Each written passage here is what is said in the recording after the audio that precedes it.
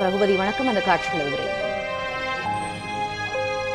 காங்கிரஸ் கட்சியின் மூத்த தலைவரும் காந்தியவாதியுமான இலக்கிய செல்வர் என்று அனைவராலும் அறியப்படக்கூடிய குமரி ஆனந்தன் உடல்நலக் குறைவு காரணமாக சென்னை வடபழனியில் உள்ள தனியார் மருத்துவமனையில் சிகிச்சை பெற்று வந்தார். சிகிச்சை பலனின்றி நேற்று நள்ளிரவு 12 மணி அளவில் அவர் உயிர் பிரிந்ததாக அறிவிக்கப்பட்டது.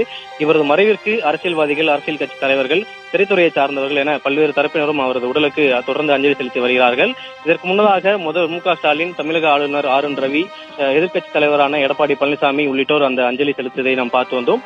அதனைத் தொடர்ந்து தமிழக வெற்றி கழகத்தின் தரப்பில் கழக பொதுச் செயலாளர் புஷி ஆனந்த் தற்போது அந்த அஞ்சலி செலுத்தி வருகிறார். அதாவது சாலிகிராமத்தில் இருக்கக்கூடிய தமிழிசை சவுந்தரராஜன் இல்லத்திற்கு வருகை தந்து அங்கு வைக்கப்பட்டுள்ள அவரது உடலுக்கு அஞ்சலி செலுத்தி இருக்கிறார். அதே போல தமிழிசை சவுந்தரராஜன் அவர்களுக்கும் அந்த இரங்கலை தெரிவித்து வருகிறார். குறிப்பாக இதற்கு முன்னதாக வைகோ, கீரமணி, பிரேமலதா விஜயகாந்த், சுதீஷ், மன்சூர் அலிகான், திருமாவளவன், காங்கிரஸ் கட்சி தொடர்பாளர்கள் மற்றும் நாடாளுமன்ற உறுப்பினர்கள், காந்தி உள்ளிட்டோர் பங்கேற்று அவருக்கு உடலுக்கு அஞ்சலி செலுத்தி வருகிறார்.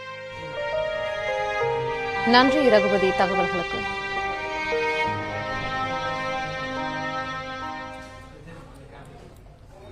மதுரை அவனியாபுரத்தில் அரசு பேருந்து தரைப்பாலத்தில் மோதி விபத்திற்குள்ளானதில் 10 பயணிகள் காயமடைந்தனர்.